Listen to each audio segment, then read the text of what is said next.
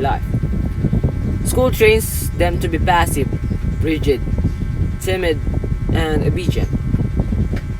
This not only hurts your English speaking, it also harms your career and limits your success in all areas of life.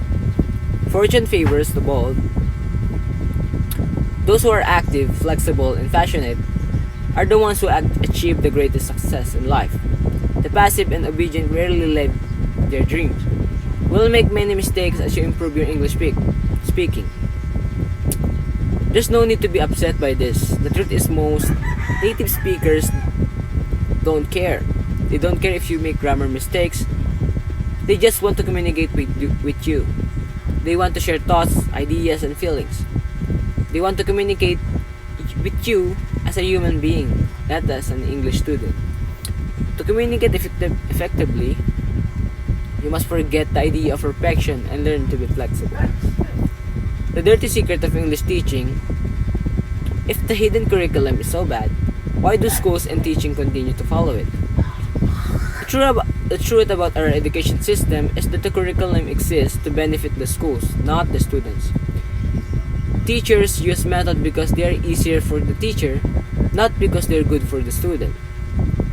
The hidden curriculum creates passive students. It creates obedient students. Passive and obedient students are easier to control, making life easier for teachers and school administrators. Textbooks, for example, make the teacher's job much easier. By using a textbook, the teacher doesn't have to plan a new lesson for every class. Planning lesson is so hard, and a textbook makes it much easier. The teacher can simply follow the textbook without minimum effort. Many teachers are little more than textbook readers. Every day they read the textbook to their students, slavishly following the lesson. In my opinion, they can barely call teachers at all. Perhaps we should call them textbooks readers instead. Another benefit of textbooks for the schools is that they standardize learning. By using a textbook, the school ensures that every English class in learning is exactly the same thing. School officials like this because it makes testing and ranking students easier. Schools are like factories. The bosses want everything to be the same. The same is true for tests and grades. These provide little to no benefit to English learners. In fact, as we have discussed, tests and grades increase stress and create the fear for making mistakes.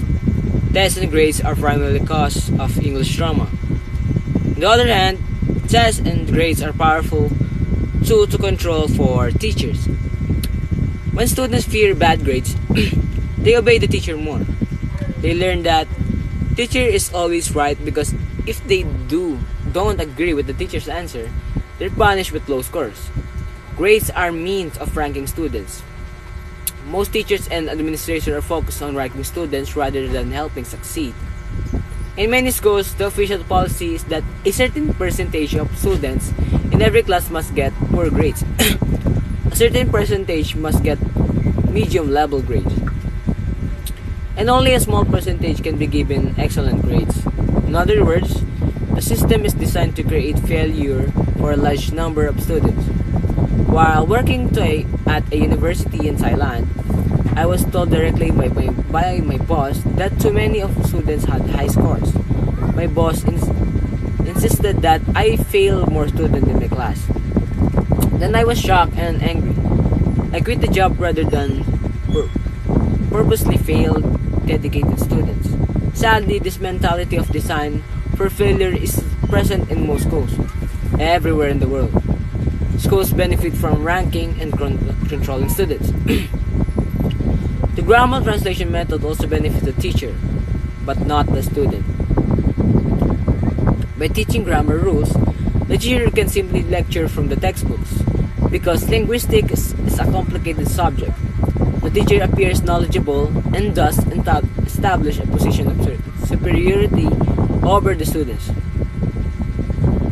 Even if the teacher is not a native speaker with terrible English ability, he or she can pretend to be an expert by teaching complex grammar for a book. The shocking truth is that many non-native English teachers in fact speaking English very poorly. When focusing on grammar, they disguise their inability to speak well. um, what about communication activities? Surely they are designed to help students. Then actually they are not. These activities, as we discussed previously, are unnatural. They are nothing like a real conversation, and thus not to be prepared students to have real conversation. However, communication activities are great for teachers. The teacher puts the student into pairs of groups and asks them to follow a textbook activity. Often the students simply read written dialogue from a book or answer pre-written questions from the book.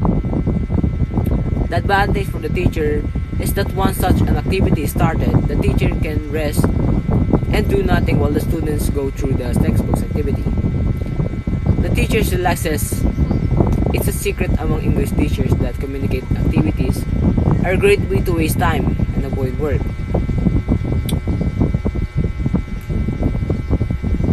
One particularly horrible version of communication activities is the use of movies. Used correctly, movies can be more powerful English learning tool. Most teachers, however, simply use movies as a way of waste of time. They put in a movie, turn out the lights, and push play. For the remainder of class, the teacher happily does nothing. The students are usually happy to because watching a movie is far more interesting than the grammar, even if they can understand most of the movie. Passive low energy benefits the teacher. Then finally, let's look at the low energy situation in most schools. From childhood, students are forced to sit for hours motionless in chairs. They are told to be quiet and obedient. By adulthood, most people are truly trained. They accept passive lectures and low energy as a part of learning. Why would schools and teachers want low energy? Again, because low energy students are easier to manage. A teacher must work harder with curious, energetic students. Sadly, most teachers prefer the easy way. It is much easier for them to lecture quietly to passive students. The truth is, many teachers are tired of stress because of this constantly look for ways to make their own job easier. Their first concern is not the students. They are not obsessively focused on getting better results for the learners.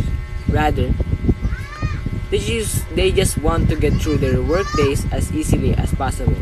There are many reasons for this situation, but the end result for the students is boredom, frustration, and poor results. This is the ugly truth of education. This is the reason you cannot speak English well despite years of study.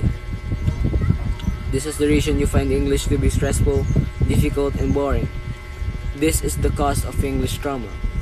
This is the source of problem. Happily, there's a solution. The internet has made independent learning easy for all. No matter where you live or what do you do, it is possible to master spoken English without school. All you need is an internet connection. In the next chapter, I will introduce the solution to English trauma. You will learn to heal and how to finally get the results you want with English speaking. That's all. Thank you. Bye.